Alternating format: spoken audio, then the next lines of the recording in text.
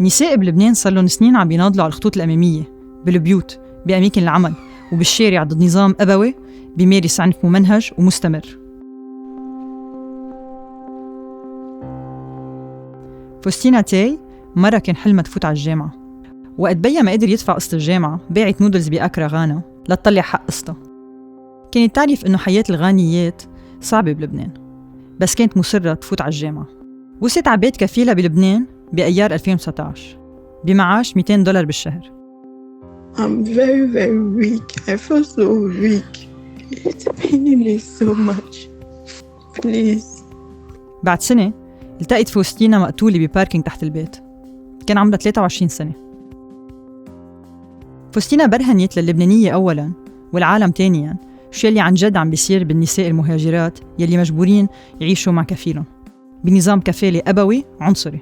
كفيلك بده بيسافرك، كفيلك بده بيذبحك، كفيلك بده بيزتك من بالكون.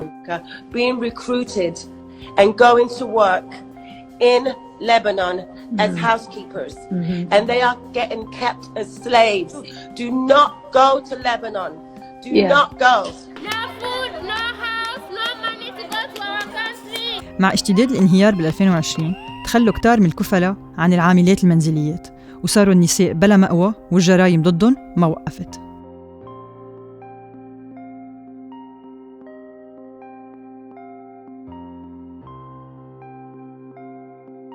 تحول صراع العاملات بقلب البيوت لتظاهرات قدام السفارات المتواطئة ضدهم مع النظام. بالسياسة قدرت الناشطات لأول مرة تحقق عقد عمل موحد من وزارة العمل للعاملات المنزليات. العقد تعرقل بس النضال مكمل. نضال النساء مكمل كمان على جريمة الشرف. زينة كنجو كانت عارضة أزياء، تجوزت بأيلول 2020. كنجو حاربت العنف يلي تعرضت له بالبيت لأشهر. قدمت شكوى عنف منزلي وكانت عم تحضر وراء الطلاق.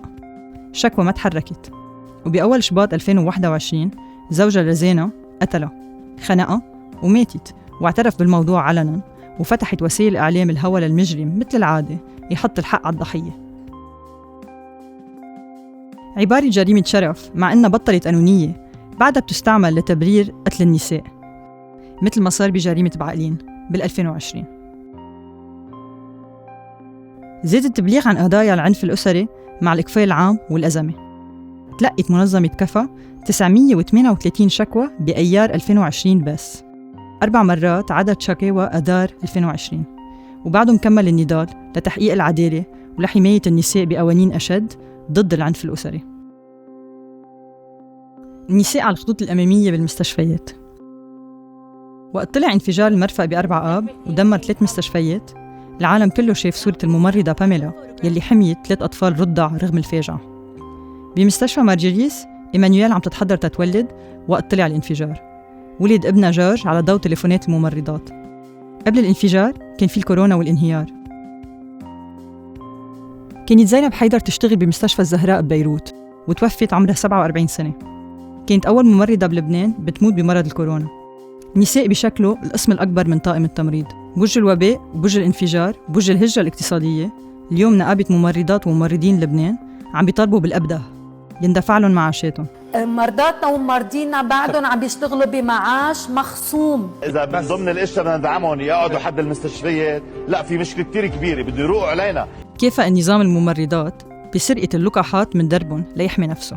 أنا أساساً مش معتقد إنه في خطأ ارتكب. نضال النساء بأماكن العمل مكمل، وإذا مواجهة الموت ما بتكفي بيتعرضوا النساء بأماكن عملهم للتحرش الجنسي، التمييز المهني، الابتزاز الاقتصادي، التنمر والتهديد، كل يوم وبكل القطاعات. وبغياب آليات وبروتوكولات لتحميهم من العنف عم بيواجهوا المعتدين بالعلم، بالشارع وعلى وسائل التواصل الاجتماعي، ويصنعوا العدالة بأنفسهم ليقدروا لكم مرة هن ينتصروا. النظام الأبوي بيصل قوانين الأحوال الشخصية. فاقت ليان شعيتو من كوما سببه انفجار 4 آب بأول يوم من 2021، محروم عليها تشوف ابنها. من بعد ضغط الإعلام والمجتمع المدني، ولأنه شعيتو مش مطلقة، سمحت المحكمة الجعفرية لشعيتو تشوف ابنها 4 ساعات بالنهار. بنفس النهار كانت عم تخلق بنتها لغينا البيات، بعد 15 يوم شكت غنى للمخفر إنه زوجها خطف الرضيع. المخفر ما تدخل. قدر ارجع اخذ بنتي عمرها 15 يوم جرح بعد. طالما ما في قانون موحد للأحوال الشخصية، النساء خاضعات لقوانين المؤسسات الروحية الأبوية. النظام الأبوي بيقتل الكل، بس بيقتل النساء بشكل ممنهج ومغطى قانونياً. وعم بتحاربوا النساء العاملات والأمهات والبنات والناشطات والأجنبيات واللاجئات وعاملات الجنس والمسجونات والمثليات والعابرات، طالبات والصحفيات والناجيات وبنات البيوت وبنات الشارع. النظام الأبوي بيقتل النساء، والنساء بتوعى كل يوم وبتواجهه. لحن كلب ولحن مال ولحن نزهة.